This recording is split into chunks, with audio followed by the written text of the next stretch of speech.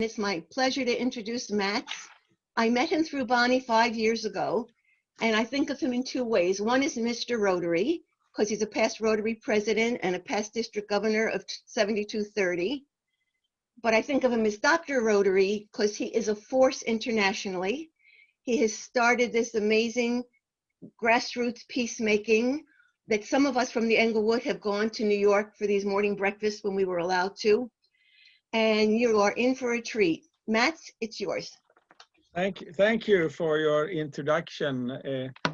Let me see here now. I'm going to use a screen share, and I'm going to put my slideshow on, and let me see here. So I do that. Okay. I'm a founding member of Rotary Grassroots Peacemaking.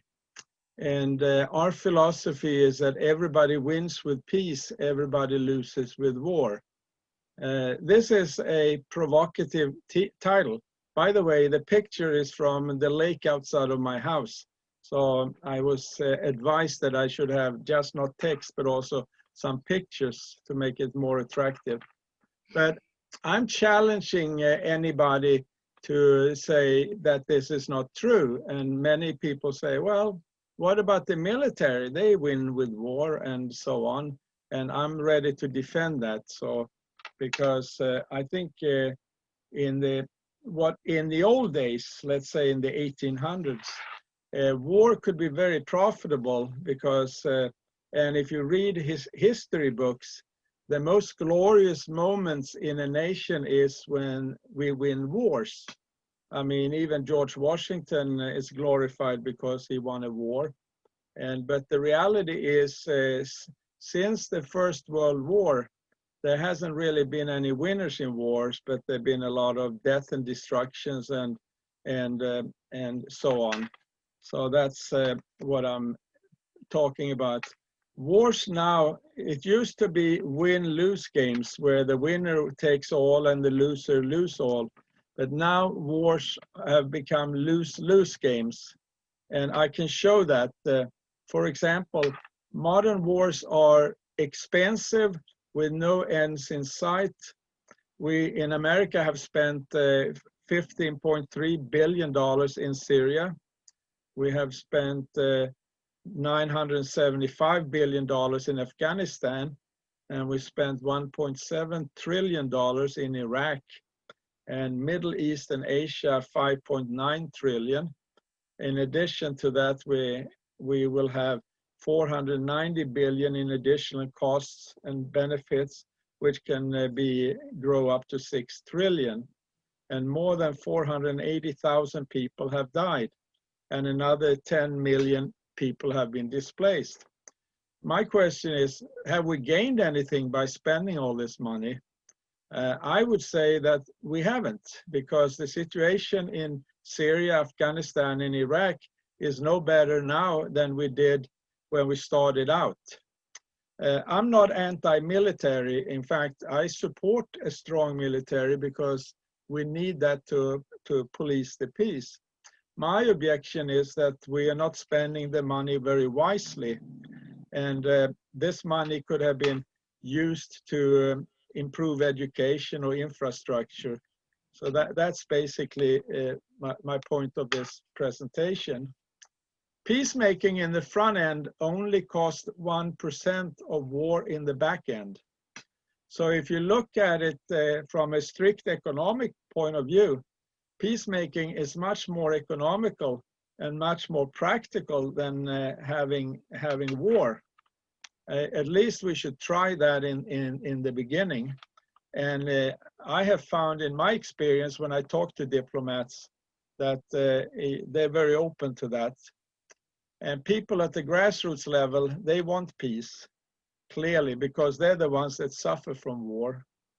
In fact, it's in everybody's self-interest to have peace, and peace is win-win. So the only possibility for peace is that everybody wins. We can't have peace if somebody loses and there is one winner, because the loser will be very resentful and they're very likely to start war again. So this is the dynamic of it. So we have a grassroots peacemaking 4-step method that we've been using in our conversations with diplomats. One is that we have to agree on a philosophy. And the philosophy is that everybody wins with peace, everybody loses with war. If we don't have that agreement on both sides, then it doesn't make sense to try to negotiate peace, because if one party believes that they can win having a war, then we're just wasting our time.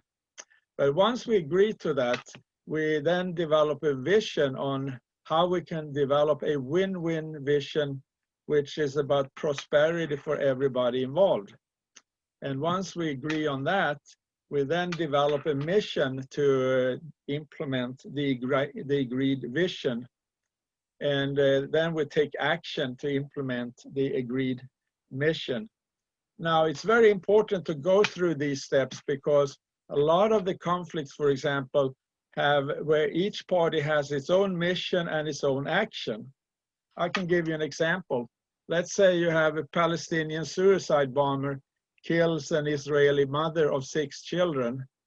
And then the Israelis respond, sending in F-16s and kill maybe another 50 Palestinians that had nothing to do with this in the first place. And then it goes back and forth like a ping pong game. And I think the mistake there is that instead of treating it as a crime, in this case, it is treated as an act of war, and then you escalate.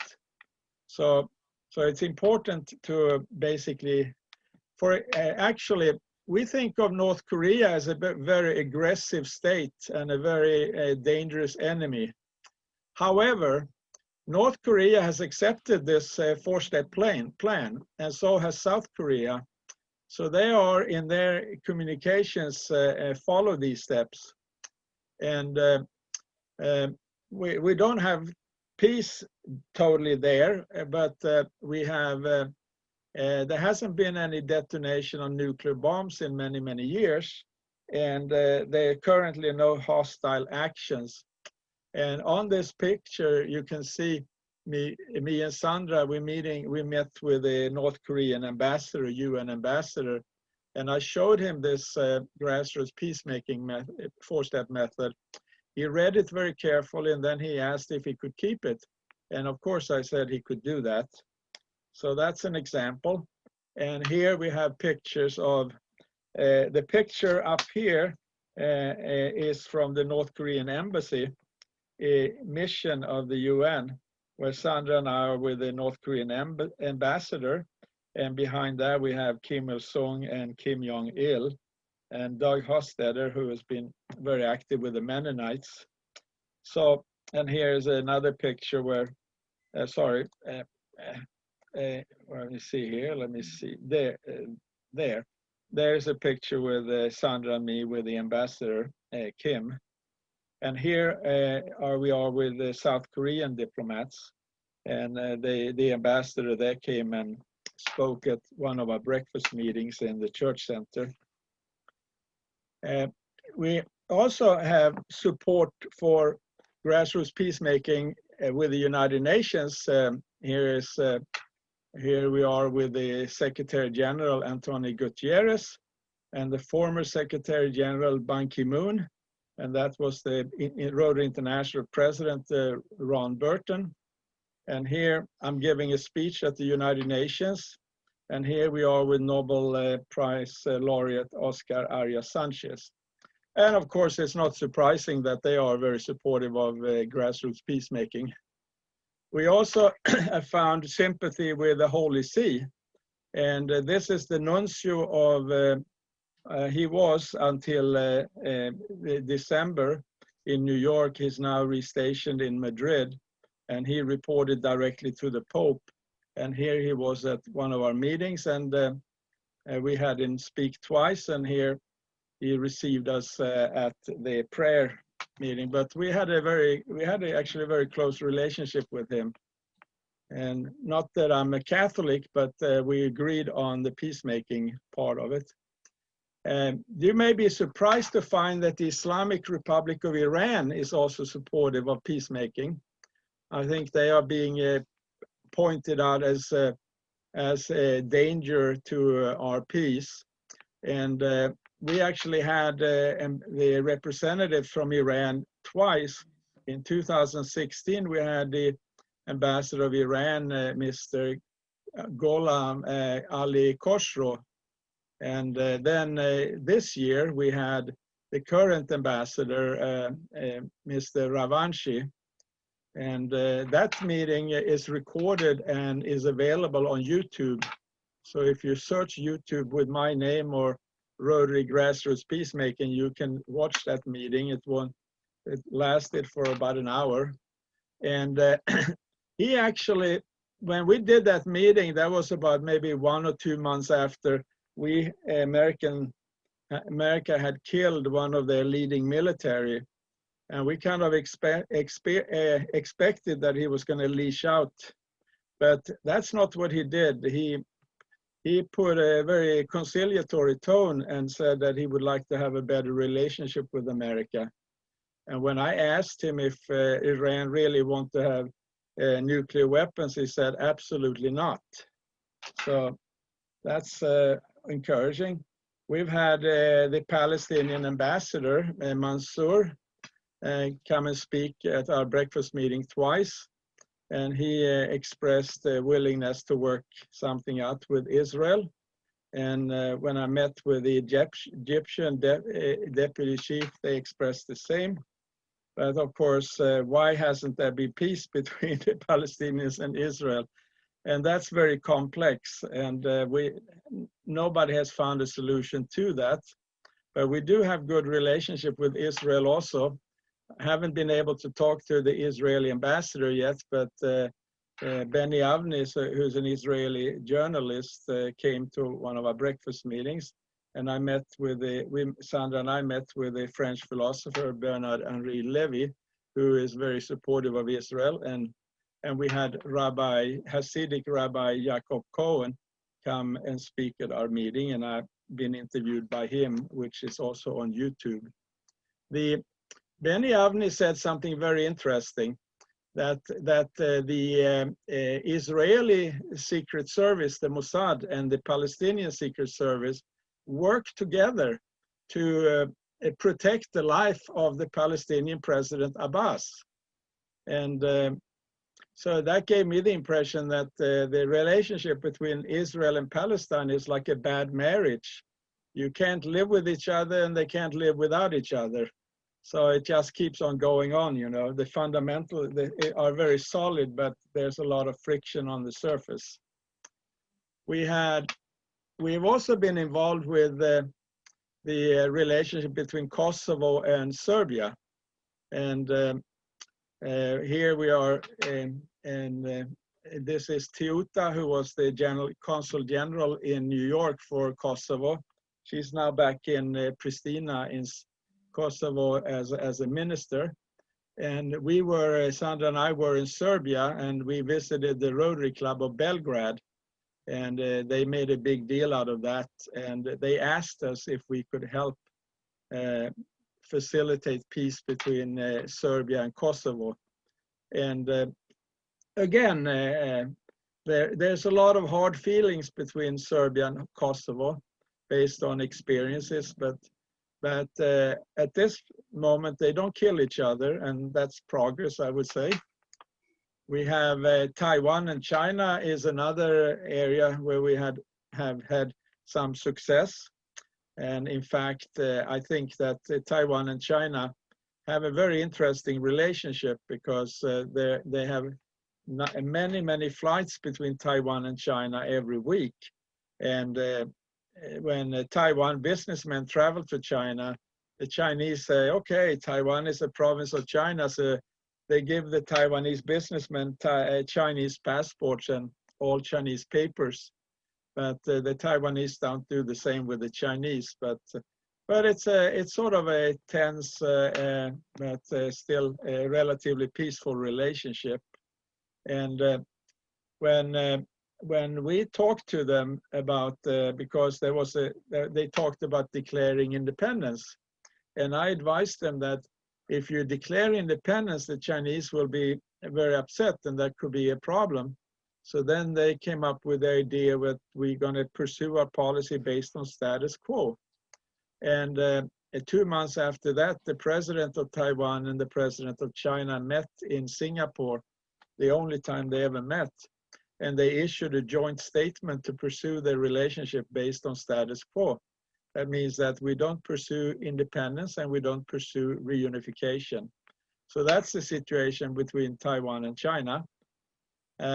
We also find sympathetic supporters in Congress. You probably recognize the lady in green there, famous Nancy Pelosi. And we also met with Elijah Cummings, who unfortunately passed away. But Nancy said to us that she had actually been to Pyongyang in North Korea, probably when Madeleine Albright visited. So this is a picture from our monthly breakfast meetings that we had, where I'm sitting with the Palestinian ambassador, and we sat around this table. We now have on our Facebook group 4,700 members in 100 countries around the world, and so it's very good. And Rotary International is the biggest peacemaking organization in the world, and here we are with Rotary International's General Secretary John Yuko, which you could argue may be the most powerful person in Rotary, because he's been there for many, many years, while presidents come and go. We have, this is with Ravi Ravindran, who is from Sri Lanka. He's been active in negotiating peace between the Tamil Tigers and the Sri Lankan government. And here is Gary Huang from Taiwan, who is active in opening Rotary clubs in China. And that also has a very positive influence on peacemaking. And here is Louis Jai, who tragically passed away this year. And he has been very involved with negotiating peace between Chile and Argentina, and also in Cyprus. And he was a dear friend of Sandra and me, and of course Celia, his wife, who's a past RI vice president. So you can argue that Polio Plus is a great Rotary Grassroots Peacemaking project. Wars have stopped so children could be vaccinated. So, and of course, that's I think is a great project. We started that back in 1978, and back I think in 1988 we raised about $260 million to put that on the world map, and now Rotary has contributed maybe $1.6 billion altogether. But one of the great things about Rotary is that we're very good at inspiring other organizations to participate. So now that we have eradicated more than 99.9% of the polio cases in the world, the total cost of that is about $18 billion. And Bill and Melinda Gates, for example, has contributed $2.5 billion, and we inspired them to do that. And Congress, believe it or not, that doesn't seem to agree on anything. Congress participated and contributed, I think, about $3.5 billion. So there's a lot of, so that's one of the great things about Rotary, is that we're very good at inspiring other organizations to participate. This is a picture of Sandra and me at a lake outside our house. We were asked to take these to promote Polio Plus. So that's, and here, Rotary International headquarters in Evanston, you probably know that we have 1.2 million members in 35,000 Rotary clubs. But you may not know that there are also 800 employees working for Rotary around the world, and the Rotary Foundation have net assets of $1.15 billion. So we're actually a sizable factor to be counted on. And so this is the last slide. Everybody wins with peace. Sandra in front of our lake there, and peace is win-win. So with that, I'll be happy to take questions. Thank you. Shall I stop sharing? I'm muted. Okay, so stop sharing. Thank you so much. I'm going to ask people who have a question to please put your name in the chat box, and I'll call on everybody for as much time as we have. Scott, you're first, followed by Bob Tedesco. Yes, thank you. So one of the main reasons that people go to war is because two countries hate each other. And the reason they hate each other is because the people are taught from day one, from their little child, to hate each other. So to avoid wars, is there a thought of the peace process starting with people in schools learning about each other and not hating each other? Well, that's a very good question. And of course, change doesn't happen overnight. It takes time. But what I have seen is that the young generation now, they're on social media, they have access to the internet, they do a lot of research on their own. So the leadership doesn't control the message completely. And in fact, they don't. So I think there is more understanding now of other people. It's not so easy to paint people of other nationalities as all bad while we are all good. And so I think we're moving in that direction, and we're in the middle of it. And unfortunately, as we have seen in this political situation, mass media or social media can also be used for negative things. But whenever you introduce a new technology, that happens. For example, when the book printing was introduced in the 1600s, there were a lot of misinformation that was spread in books, and that contributed to the start of the 30-year war in Europe, for example. Or when a radio was introduced, that gave a platform for Adolf Hitler, for example, or Mussolini to also spread a lot of misinformation and hate. But it also gave a platform for Winston Churchill and Franklin Roosevelt to communicate, and helped us through the Depression. So I think this is enlightenment is, I think, very important, that we get to know more. And also, I personally think of the world as intellectual resources. To me, it doesn't make sense to promote racism, because to me, if you discriminate against women, we lose 50% of our intellectual resources. And if we discriminate against minorities, we lose another 20–30%. And I think actually we're seeing in our society that we are now taking more and more advantage of intellectual resources. So maybe that's a long answer to a simple question. Not a simple question, but thank you. Thank you. Thank you. Bob? Thank you, Matt. And I have to say, I come from a military family, and not only I, but every single one of them would agree with everything you said. Okay. These people do not want to get killed, so they'd rather not go to war.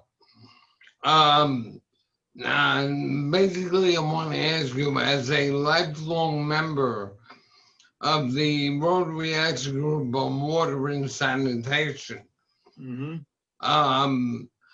I can tell you from that point of view, judging with what you just said, you were correct. Starting in the 20th century, technology has simply made war prohibitive. Exactly. Before that, it was army killing army, which was bad enough.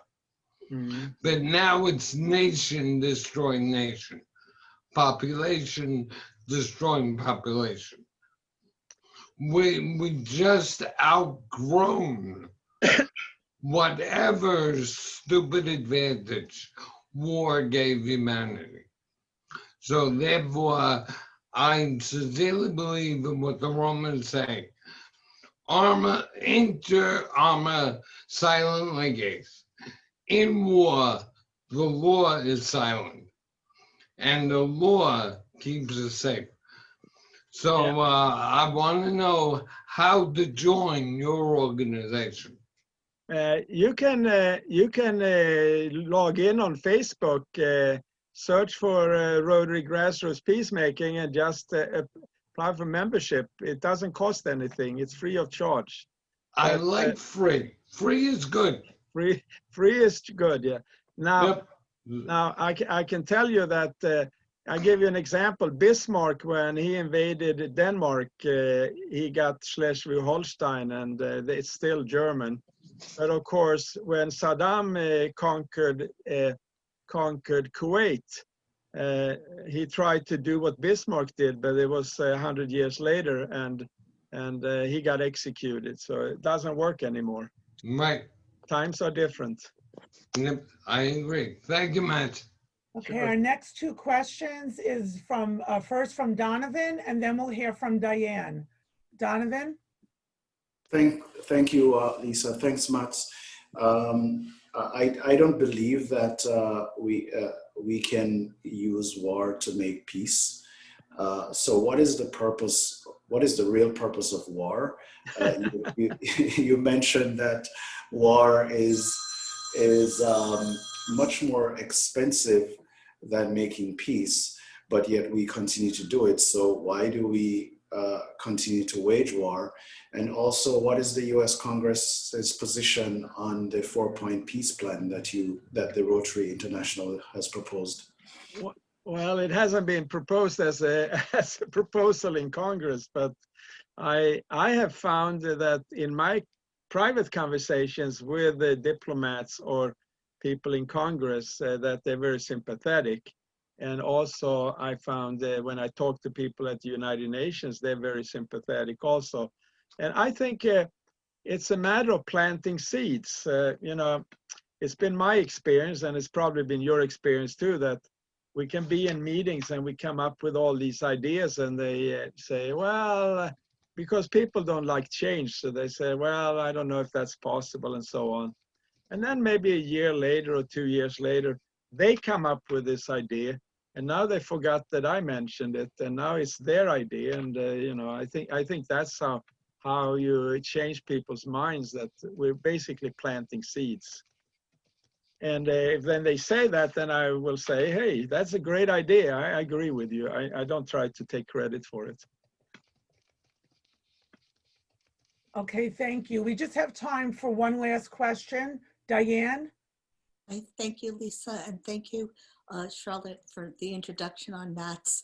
My question is, what role do you see the arts playing in peacemaking, and has Rotary used the arts in its grassroots peacemaking efforts to date?